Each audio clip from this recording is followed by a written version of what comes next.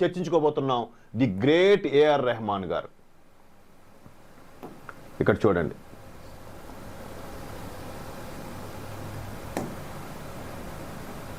I decided to make I have never wished to cause pain. AR Rahman garu ఒక బీబీసీకి ఇచ్చిన ఛానల్లో ఇచ్చిన ఇంటర్వ్యూలో ఆయన చేసిన కామెంట్స్ చూస్తే ఈ మధ్యకాలంలో ఒక 3-4 రోజుల నుంచి బాగా వైరల్ అవుతుంది. ఏంటి వైరల్ అవుతుంది? గత I think so it is approximately 8 years అన్న 10 years అని చెప్తున్నాడు ఆయన. 8-10 ఏళ్ళుగా ఆయనకుంటే అవకాశాలు తగ్గిపోయాయట. ఆయనకి సినిమాకి సంబంధించిన అవకాశాలు రావట్లేదంట. And I hope my sincere. ఆయనకి అవకాశాలు రావట్లేదు, తగ్గిపోయాయంట. దానికి కారణం ఈ మధ్యకాలంలో ఇండియాలో మతపరమైన ఇవి ఎక్కువ అవుతున్నాయి, అందువల్ల నేను ఈ మతానికి చెందినవాడిని కాబట్టి నన్ను తొక్కేశారు అన్నట్టుగా మాట్లాడుతున్నాడు. అంటే అయితే నా మహిమ అవపోతే నీ మహిమ. వెనకటికి మా ఊర్లో ఒకడు బిల్డప్ బాబాయ్ అంటారు, చూసారా? ఆ బిల్డప్ బాబాయ్ ఎలా అంటాడంటే, ఏదైనా సాధిస్తే నా వల్ల అయిందిరా, అవలేదనుకో అది మనం టేకప్ చేయలేదు, వేరే ఎవరు చూసినట్టు, అందుకే సరిగ్గా అవ్వలేదు అంటే అయితే నా మహిమ అవపోతే నీ మహిమ తోసేయడమే. సేమ్ కాన్సెప్ట్ అలాగే ఉంది. ఇప్పుడు ఎవరికైనా ఎంత మేధావులైనా ఎంత పోటుగాళ్ళైనా ఒక కొంత ఎరాయ ఉంటుంది. ఆ స్పీడు ఆ మూమెంటు కొన్ని రోజులే ఉంటుంది. దాన్ని వాడు ఉన్నంత వాళ్ళు పీకు అంటే అందుకే అన్నారు కదా, దీపం ఉన్నప్పుడు ఇల్లు చక్క పెట్టుకోవాలని. ఆ ఉన్నప్పుడే సంపాదించుకోవాలి. ఒక మేనియా, ఒక ఫోబియా, ఒక క్రేజు, ఫ్యాన్ బేస్ ఇవన్నీ వస్తాయి.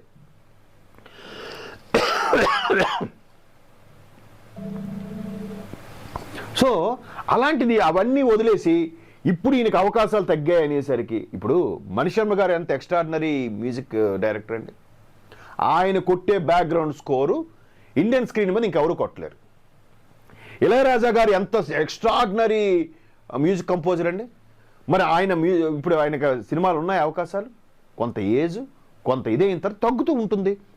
సో అది వదిలేసి నాకు అవకాశాలు తగ్గాయి, నేను ఏంటది మతపరమైన ఇవి అవ్వడం వల్ల తగ్గాయి. ఇదేంటి? ఆస్కార్ వరకు వెళ్ళిపోయావు, ఒక 2-3 గ్రామీ అవార్డులు, ఫిల్మ్ఫేర్ అవార్డ్స్ ఒక 15, ఒక నేషనల్ అవార్డులు 2, పద్మభూషణ్ పద్మశ్రీ ఏదో ఇచ్చారు. ఇవన్నీ దేనివల్ల వచ్చాయి? తిప్పి కొడితే ఒక 175 సినిమాలు కంపోజ్ చేశాడు ఈయన. కేవలం 175 175 సినిమాలు కంపోజ్ చేసిన ఈ మహానుభావుడికి ఎంత క్రేజీ ఎలాగొచ్చేసింది? మనలాంటి వాళ్ళు ఆదరించబట్టే కదా. అయ్యో ఏఆర్ రెహమాన్ ఏఆర్ అందుకే కదా ఇళయరాజా గారు ఒక సందర్భంలో అన్నారు ఈయన గురించి. మీకు ఐడియా ఉందో లేదో, ఇళయరాజా గారు కూడా ఒక సందర్భంలో ఇదే వ్యాఖ్యానించారు. ఏమని?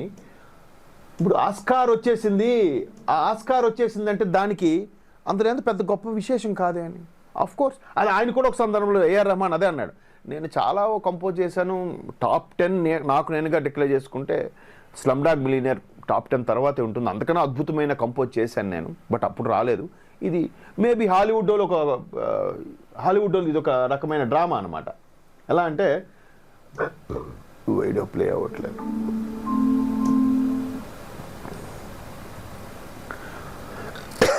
హాలీవుడ్ వాళ్ళు వాళ్ళ సినిమాలకి వాళ్ళకి ఇచ్చుకునేలాగా కొంత ఉంటుంది. ఈవెన్ కమల్ హాసన్ గారు కూడా అదే అన్నారు, ఆస్కార్ అవార్డు వచ్చిందంటే పెద్ద అంతకన్నా అద్భుతమైనట్లు మన దగ్గర కూడా ఉన్నారు, వాళ్ళకి ఇచ్చుకుంటారు అంతే. రీసెంట్గా అలా అయితే మన RRRకి కీరవాణి గారికి వచ్చింది. కీరవాణి గారికి ఎంత గొప్ప సంగీత దర్శకులు అయినప్పటికీ, చాలా అద్భుతమైన సినిమాలు సుమారుగా 200-300 సినిమాలు కంపోజ్ చేసినప్పటికీ, రాజమౌళి గారి సినిమాలకు మాత్రమే చేస్తున్నారు, అడపాదడప వేరే సినిమాలు చేస్తున్నారు. మేబీ వేరే అవకాశాలు తగ్గుండొచ్చు, లేదా ఆయన ఎక్కువ రెమ్యునరేషన్ వల్ల అంత పెంచి పోషించుకోలేక ఇవ్వలేకపోతే తగ్గిపోయి ఉండొచ్చు. రకరకాల రీజన్స్ ఉన్నాయి. ఆయన ఎప్పుడు చెప్పలేదే ఏంటి ఈయనకన్నా అద్భుతంగా ఆయన కొట్టలేదా?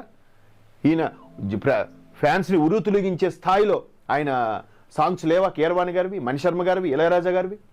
మరి ఇప్పుడు ఈయనకి వయసు అయిపోయిందో, లేకపోతే ఇంకా కొత్తగా ట్యూన్స్ రావట్లేదో తెలియదు. కానీ మొత్తానికి రీసెంట్గా చిక్రీ సాంగ్ కొట్టాడుగా, ఫెమిలియర్ అయ్యిందిగా. మరి ఇంకేంటి అవకాశాలు? మరి రెమ్యునరేషన్ తగ్గించుకో, చిన్న సినిమాలకు చెయ్యు. త్వరగా పాటలు ఇవ్వరు, త్వరగా చెయ్యరు, పెద్ద కంపోజిషన్ కావాలి. ఇట్లాగా ఈ ఏఆర్ రెహమాన్ అనే వ్యక్తి ఇట్లాంటి వ్యాఖ్యలు చేస్తుంటే ఎలా అనిపిస్తుంది చెప్పండి?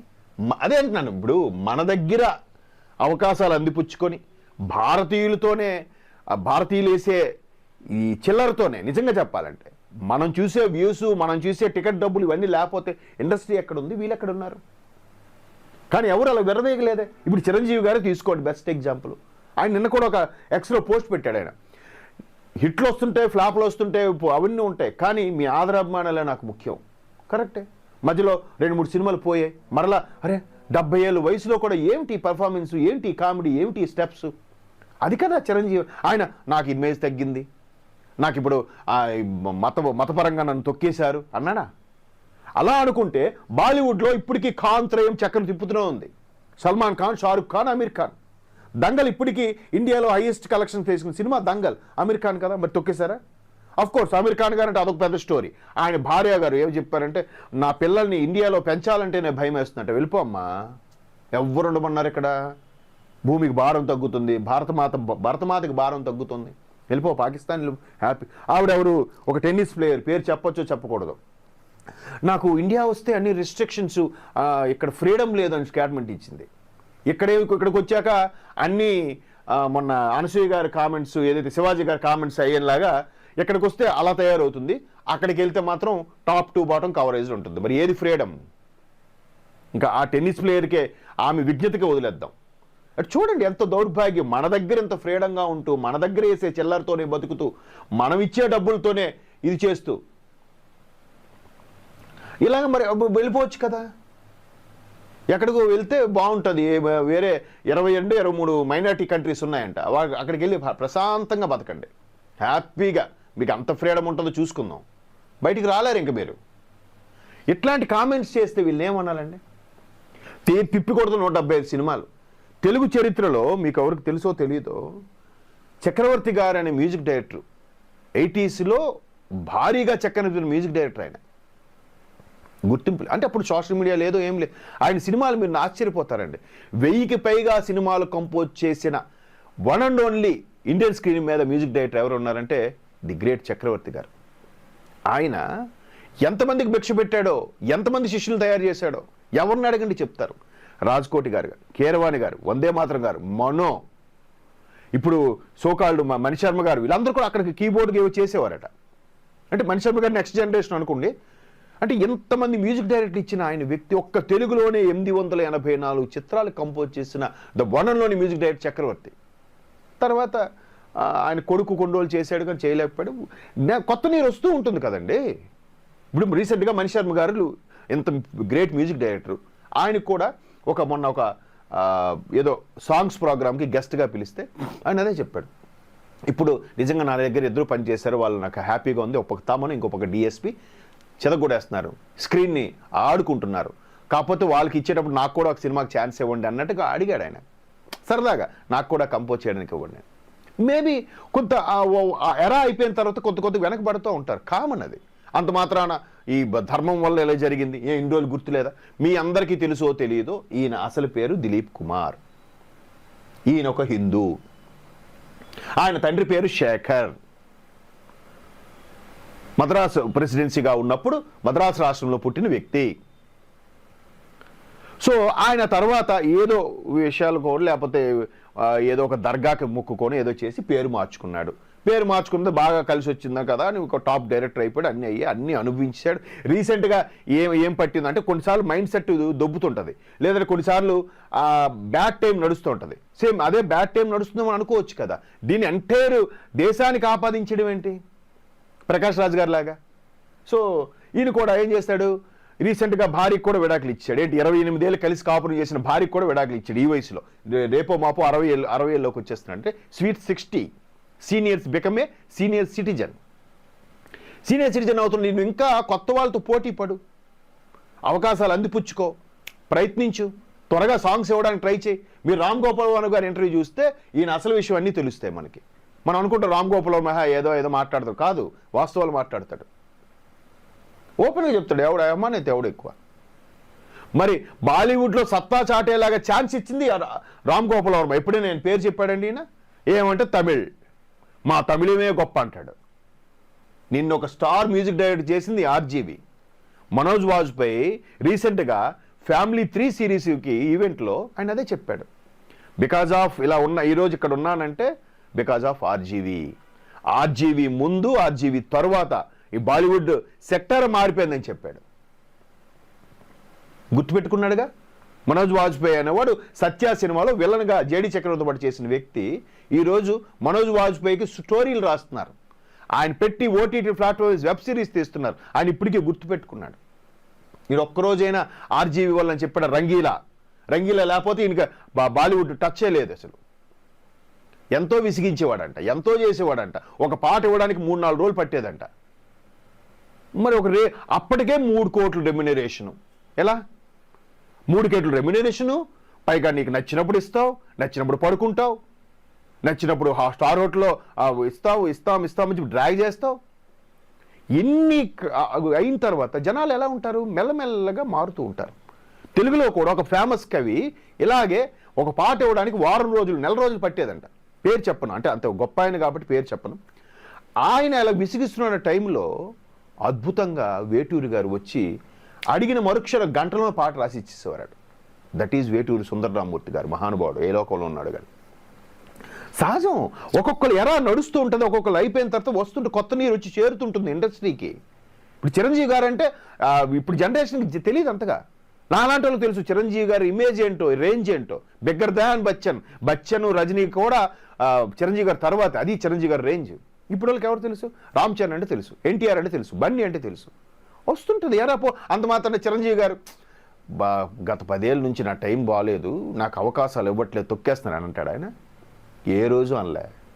ఇప్పుడు నాగార్జున గారు ఉన్నారు, ఆయన విలన్ కూడా చేశారండి రీసెంట్గా రజనీకాంత్ సినిమాకి కూలీలో. వాళ్ళ అబ్బాయిని హైప్ చేస్తున్నాడు ఆయన. ఈ మన్మధుడు ఆయన ఇప్పటికీ 60+ కూడా అందంగా ఉంటాడు మనిషి. ఆయన హీరోగా చేయలేడా? చేసుకోలేడా? మారుతూ కాలంతో పాటు మారుతూ, అంటే కాలంతో మారలేని తత్వము. ఈ తత్వాన్ని తన ఓటమిని అంగీకరించని వాళ్ళు ఇలాగా సొసైటీ మీద దుద్దే ప్రయత్నం చేస్తున్నారు. అది కూడా ఎలాగట మతపరమైనవి వస్తున్నాయంట. మన మతపరమైన అంటే రీసెంట్గా పెద్దీకి ఎవరు ఆఫర్ ఇచ్చారు? చావా.